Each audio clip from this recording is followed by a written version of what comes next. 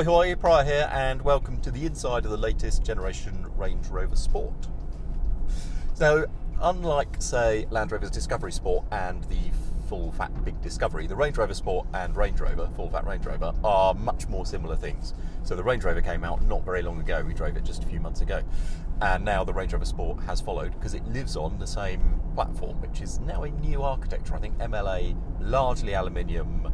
The engine's in the front, it's longitudinally mounted, and it's a different thing. Whereas the small Evoque, Range Rover Evoque, and the Land Rover Discovery Sport have like a transverse engine, or predominantly, I want to say, I mean they're all four-wheel drive, but I want to say, you know, it's a kind of front-led platform. This is more of a traditional rear-led platform. It comes with an 8-speed automatic transmission, a low-range transfer case, air suspension, which can raise and lower itself, and so on. And the similarities in the two mechanically go a lot further still. I mean, this has got active rear steer in the same way that the big Range Rover has. It sits a little bit lower. I think the wheelbase is actually the same even, but it does sit a little bit lower. The scuttle in the cabin is just a little bit lower.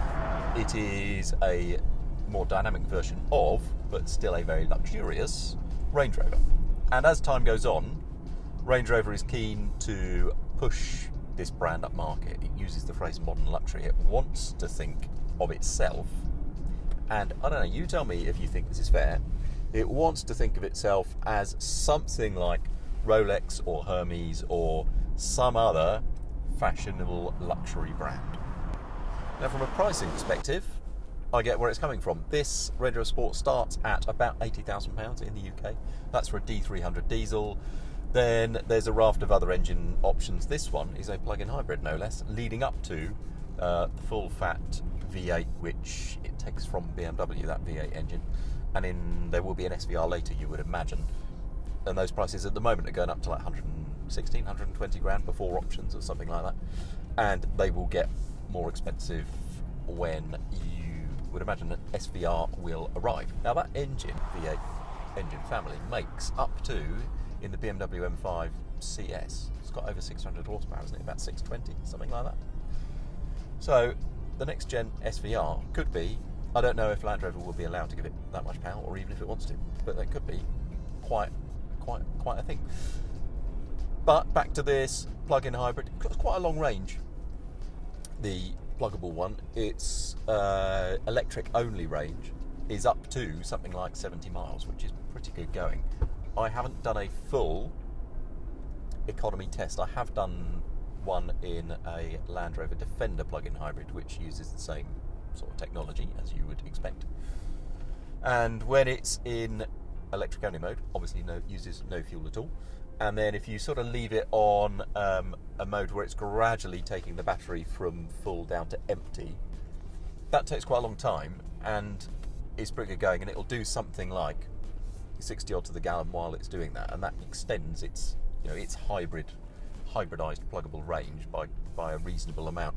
If that battery is completely depleted and then you're just on effectively the engine charging the battery alone rather than any stuff that you had left from the plug-in, then economy takes a real hit. But depending on your use case, I think in the Defender it was like high 20s to the gallon, which is, you know, not great, but depending on your use case, I think this is a real, you know, plug-in hybrid technology can be a real useful bridging gap.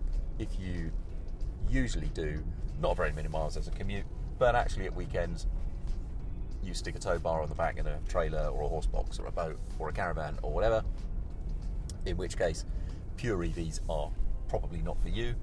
You just get that extra versatility. You still get the pulling power of a big, genuine SUV. You get its weight, which is helpful when it comes to whatever you're towing.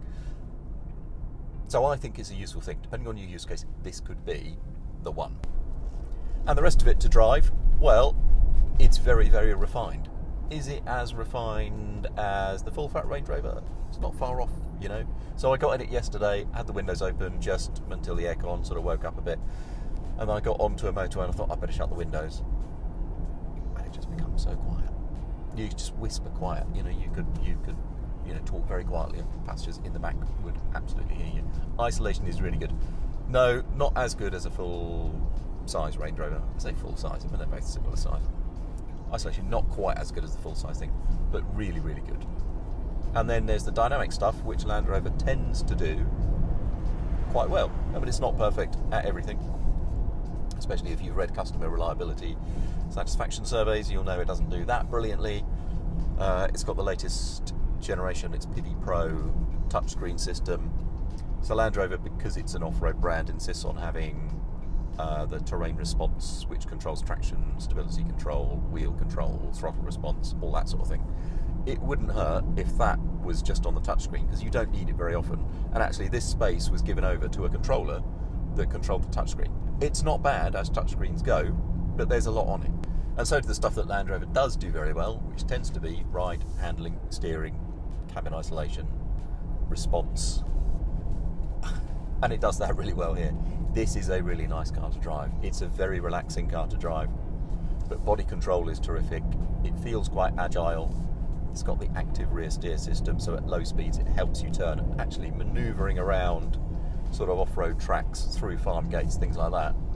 The rear steer is an absolute godsend, and it would just be handy in car parks. Let's face it, that's where it will get most of its use rather than out in the sticks, but it's really useful in either place. I like this car a great deal. It feels plush inside. There are some plastics which are not as good as others, and if you're talking pure luxury, where are you trying to extend this car to? Are you saying pure luxury the same way that Bentley or Rolls-Royce is pure luxury? It's not there. It's not close to being there. But it is a very plush, relaxed, refined interior. We'll get it in the UK soon, where we'll do some better tests with it. We'll take it off-road, we'll take it on-road, we'll put it against some rivals. But meantime, thank you for joining me for this brief-ish first drive.